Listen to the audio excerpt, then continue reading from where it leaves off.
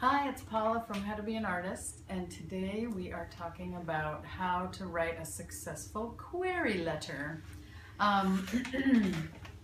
I brought two of my successful query letters to read, along with my 3-point plan for success. Okay, so let's get started. So the first thing is you have to really describe the shit out of your project, and it has to sound like the best thing they've ever read in their lives.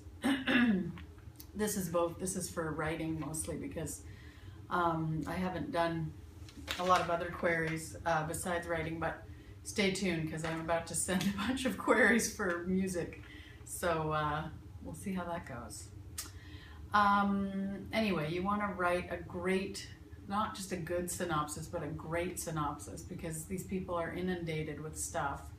And why should they read your thing if you're not really selling it? So I tell people to really examine every single sentence in the paragraph and make sure that everything has punch or is moving your story along. Like one rule of thumb is if you have the word eventually in there, that's not a good thing. You don't want to be saying, you know, she was pursuing her dream and then eventually she gets to meet blah, blah, blah. You want to just have like crisp, move along points the whole time.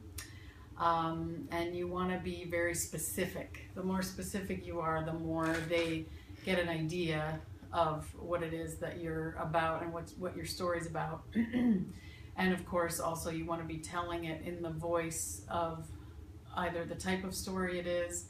You know, if it's a horror book, you say things in a suspenseful, thrillery way. Or if it's a romance book, you know, you're constantly bringing up the emotional stakes. And well, why don't I read here's one that got me an agent for romance lit. All right. Dear blah, blah, blah. I am seeking representation for my romance novel, The Cowboy Singer, a story about a jilted, knocked-up actress who moves back home with all romantic hope lost and ends up finding love where she least expects it, on stage at a country bar. April Connors figured her love life was on hold indefinitely now that she was about to have a baby while temporarily staying at her grandmother's house. What a turn-on. Meeting infamous country singer Jimmy Wick may have made her giant belly flip, but she was filing him under a big as if. No man in his right mind would fall for a gal this pregnant, and besides, she needed to focus on herself and the baby. James Warwick, aka Jimmy Wick, was not in his right mind. His ex-wife was petitioning for full custody of the only thing that made him happy besides playing music, his 4-year-old princess Summer, and the thought of losing her had him crazier than an outhouse rat. His saving grace was his new friend April, who he was falling head over heels for.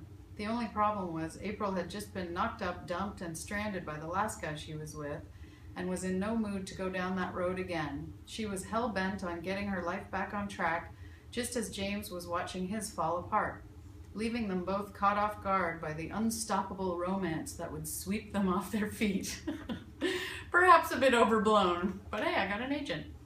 I'm the award-winning writer-director of the feature film Goldilocks and have had my erotic material published online at fishnetmag.com. I've had several short film scripts produced and am presently the editor-in-chief, no longer the editor-in-chief of lifestyle website, blah, blah, blah. This is my first romance novel, which is available upon request. As per your website guidelines, always follow the website guidelines, please find a self-addressed stamped envelope enclosed. Thank you so much for your time. Look forward to hearing from you. There you go. So that synopsis that I just read, I went back and forth with my coach, oh my God, probably 20, 25 times to rewrite it and rewrite it. She's like, it's not punchy enough. I'm like, all right. So get a lot of people to read it, see if it grabs them, make them circle parts where they're starting to snooze off, and just make it better and better until you're ready. Okay, so write a great synopsis is rule number 1. Rule number 2, be yourself. I know I'm always saying that here on How to Be an Artist, but authenticity is everything always, in my opinion. And you cannot second guess people. If you go on their site and you think, well, I know they're looking for this, so I'm going to tailor it to this. That doesn't work. Just represent the work as authentically as possible, and yourself.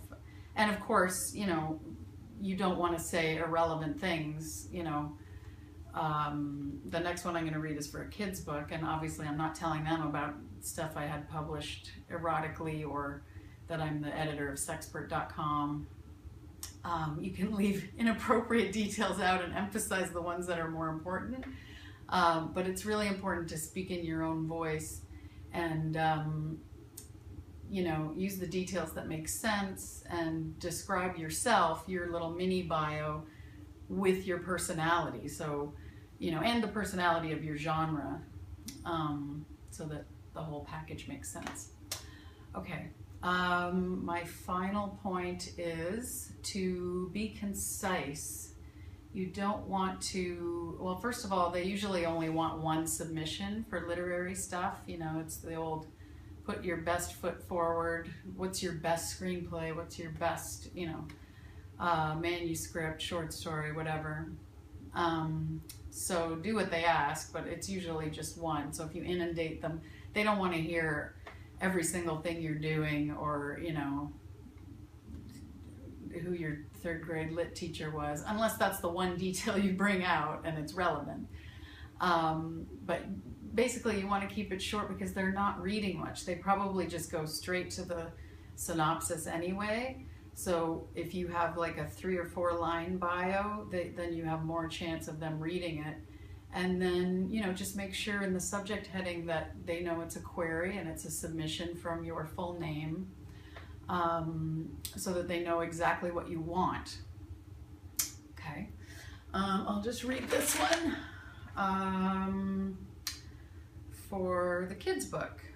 Okay. I'm seeking representation for my picture book, Hercus Finds a Home, a story about a big lovable dog named Hercus who gets adopted from an animal rescue. What makes Hercus Finds a Home unique is the quiet, confident voice of its very large protagonist and the fun-to-read rhyming verses. Okay, so here's the synopsis. Hercus knew he was a big, lovable dog because George and Angela at the rescue always told him so. He loved playing with his kennel pals Lucy and Hal, but he longed for a family of his own to love and protect. He just never seemed to be the one who got picked, and he couldn't understand why. Then one day a couple named Ray and Sam came to see only Hercus, and he was very excited. He didn't mean to frighten Angela with his big hug. He was just being himself. But then the most wonderful thing happened. Sam and Angela asked Hercus to be part of their family. Hercus loved his new home, which was much bigger than his kennel, but the surprises didn't end there. One day a new, very small person named Charlie arrived.